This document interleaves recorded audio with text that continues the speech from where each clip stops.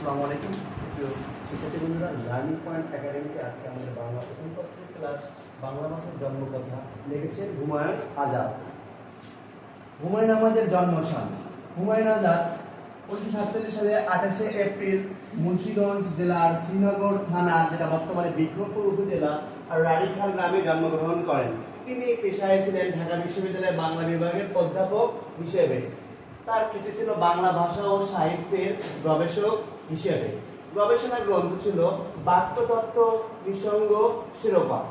কিশোর পাঠক দিনে তার গ্রন্থ ছিল পথ নদী সরোবর, লাল নীল দীপাবলি, যেটা বাংলা সাহিত্যের জীবনী বলা হয়। এই লাল নীল দীপাবলি তারা বিসিএস যারা পাস করে, এই লাল নীল দীপাবলি ছাড়া বাংলা সাহিত্য কেউ জানতে পারে না। এটা বাংলা সাহিত্যের জীবনী কেন বলা? কারণ এর ভিতরে বাংলা ভাষার এ টু জেড, কিভাবে আমরা বাংলা ভাষাটা পেলাম, বাংলা ভাষার উৎপত্তি, ক্রম, বিকাশ, ধারাবাহিকতা এই লাল নীল দীপাবলি থেকে আমরা জানতে পারি।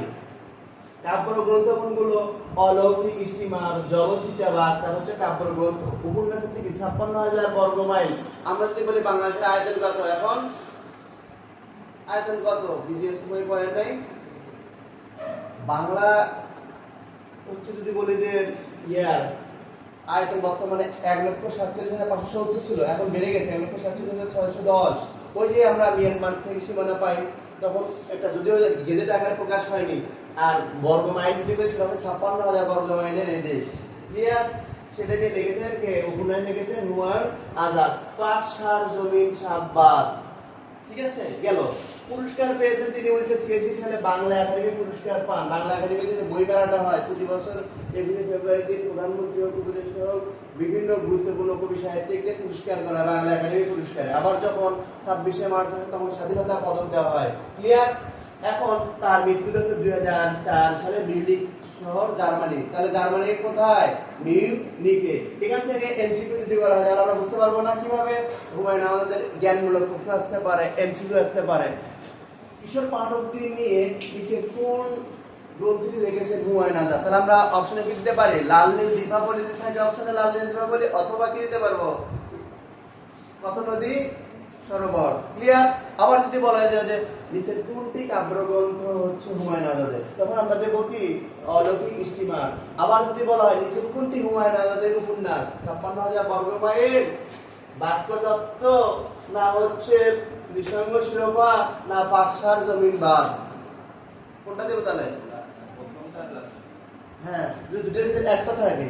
আবার অনেক সময় হচ্ছে কি থাকে, ওই যে উচ্চতর দক্ষতা এমসিকিউ থাকে না, দুটো তিনটে অপশন থাকে, নিচে কোনটি 1 2 3 এভাবে থাকে না, ওভাবেও দিতে পারে। ক্লিয়ার? আচ্ছা, বাংলা ভাষার জন্মকথায় আমরা বলা হয়েছে যে বাংলা ভাষাটা আসলে উৎপত্তি, ক্রম, বিকাশ কিভাবে ঘটে। যদি প্রশ্ন করা হয় বাংলা ভাষার কোন ভাষাগোষ্ঠীর সদস্য, তখন আমরা বলবো ইন্দো ইউরোপীয়। ইন্দো ইউরোপীয় প্রশ্ন একটা থাকে, ইন্দো ইউরোপীয় স্যার কি? ইন্দো বলতে প্রাচীন ভারতবর্ষকে বোঝায়। ইন্দো বলতে কি বোঝায়? প্রাচীন ভারতবর্ষ। আর ইউরোপ বলতে, ইউরোপীয় বলতে ইউরোপ অঞ্চলে যে দেশগুলো আছে। তো এখন এই ইন্দো ইউরোপের আবার দুইটা সন্তান বা শাখা, কয়টা শাখা? যদি বলা হয় ইন্দো ইউরোপের কোন শাখা থেকে বাংলা ভাষার জন্ম, তখন আমরা বলবো শতক। আবার দুটো শাখা কিন্তু শতমান কেন্দ্র, তার ভিতরে আমরা কি বলবো? শতম থেকে বাংলা ভাষার জন্ম, মানে ইন্দো ইউরোপের ভাষা গোষ্ঠী। ঠিক আছে? যদি প্রশ্ন এমসিকিউ আসে বাংলা ভাষা কোন ভাষা গোষ্ঠী, আমরা একটা গোষ্ঠী থাকি না, কেউ মন্ডল, কেউ সরকার, কেউ চৌধুরী, কেউ এরকম থাকে না। সেম বাংলাটা একটা ভাষা গোষ্ঠী হচ্ছে ইন্দো ইউরোপীয়। কোন ভাষা গোষ্ঠী? ইন্দো ইউরোপীয়। ইন্দো ইউরোপের আবার কয়টি শাখা? দুইটি, একটা শতম আর একটা হচ্ছে কি কেতম বা কেতম। এই শতম শাখা থেকে আবার এই কেন্দ্র জন্ম, আরবীয়, মিশরীয়, ইরানীয়, ভারতীয়। এই শতমের কোন শাখা থেকে বাংলার উৎপত্তি ঘটে? ভারতীয়। ভারতীয় আবার আরেকটা শাখা আছে আর্য ভারতীয়, যেটাকে বলা হয় বৈদিক ভাষা বা বেদের ভাষাকে। ঠিক আছে? এবার সংস্কৃত ভাষাকে, বেদের ভাষাকে কি বলবো আমরা? বৈদিক ভাষা বা প্রাচীন আর্য ভারতীয় ভাষা। এই আর্য ভারতীয় ভাষার আবার দুইটা সন্তান। কয়টা সন্তান? একটা হচ্ছে সংস্কৃত আর একটা হচ্ছে প্রাকৃত। প্রাকৃত মানে স্বাভাবিক। প্রাকৃত বলতে আমরা কোন ভাষাকে বলি? দৈনন্দিন জীবনে আমরা যে মুখের ভাষা ব্যবহার করি, আমরা কাল চলনে, সেটা হচ্ছে প্রাকৃত ভাষা। এই যে আমি বলছি, আমি এখন তোমাদের কি করাচ্ছি? বাংলা করাচ্ছি। এটা আমরা দৈনন্দিন জীবনে ব্যবহার করে করতেছি, তাই না? কিন্তু আমি যদি এখন সংস্কৃত ভাষা বলি, সকালবেলায় মা মৎস্যের কি খেয়ে যাচ্ছি? মৎস্য খেয়ে আসছি। সংস্কৃত শব্দ সবাই বুঝবে, বোধগম্য হবে এটা। এখন ধ্যান করলাম যদি বলি যে মামা ইলিশ মৎস্য খেয়েছো, মৎস্য বুঝবে না কিন্তু। আর যদি বলেন আপনি কি পাইসা মাছ বা চিংড়ি, চিংড়ি যদি মাছ না, এত বড় প্রাণী পোকা, তাই না, তখন সে বুঝতে পারবে। সেটা হচ্ছে প্রাকৃত ভাষা। আর সংস্কৃত ভাষা কোনগুলো এরকম আছে। আমি যদি বলি এই মাত্র আমি লেক ভিউ দর্শন করি না, বুঝতে পারবে।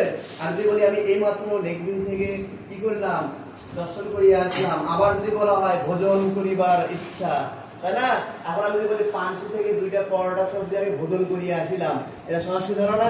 এই ভোজনটাকে বলবে। আমি যদি বলি পাঁচশো থেকে 2টা পরোটা আর ডাল সবজি খেয়ে আসলাম, তাহলে বুঝবে কিন্তু সবাই।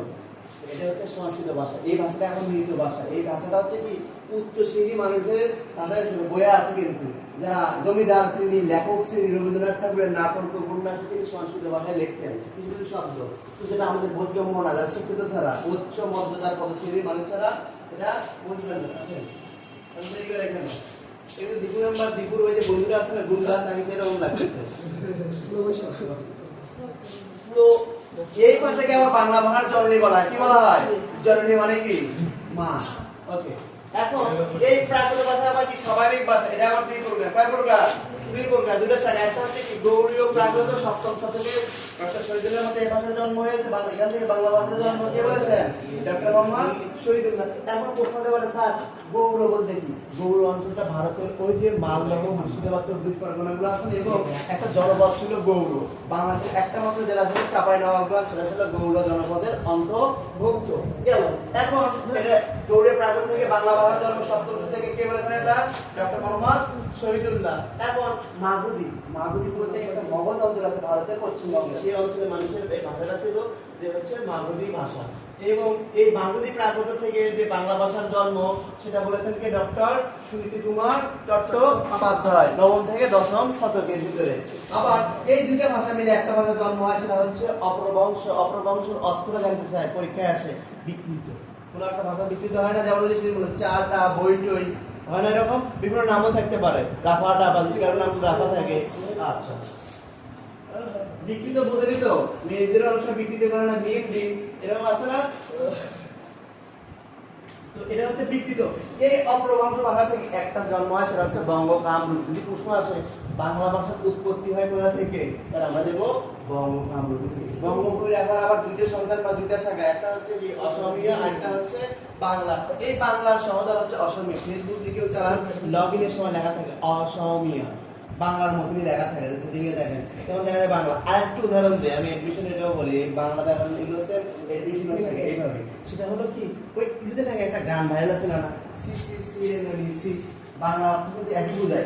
অসমীয় এবং আসাম প্রদেশের ভাষা হচ্ছে অসমীয় বা উড়িষ্যা ভাষা। ওই যে উড়িষ্যা অঞ্চলে সে বাংলা ভাষায় কথা বলা। আমি যদি এখন বলি তাল নবমী একটা চলচ্চিত্র আছে, যদি আগে একটা আমরা ফেসবুক বা রিলস ভিডিওতে দেখতে পাই, তুমি একটা বাচ্চা ওই জন্মাষ্টমী নিমন্ত্রণ ফেলে যাবে, দাওয়াত দেয় না, বলছে নাকি এটা একটা একটা আছে। তখন ওখানে দেখা যায় সাতক্ষীরা মানুষ যে ভাষাটা ব্যবহার করে, ওই ছবির শুটিং হচ্ছে বসিরহাট। বসিরহাট সাতক্ষীরার পাশাপাশি, হোমরাতে গেলে বসিরহাট পাই আমরা অবশ্যই। তো ওই যে সাতক্ষীরা মানুষ কথা কথা বলে, আমরা বলে কি না দিবানি, তোকে দাওয়াত দিবানি, জন্মাষ্টমী দাওয়াত দিচ্ছে নাকি ইয়ারা ওই বাড়িতে। হ্যাঁ, তখন দেখা যায় যে ভাষাটা কিন্তু সেম থাকে, এবার ওপার বাংলায় সেম অসমীয়া ভাষাটা বাংলাদেশে কিছুটা রিলেটেড বোঝা যাবে।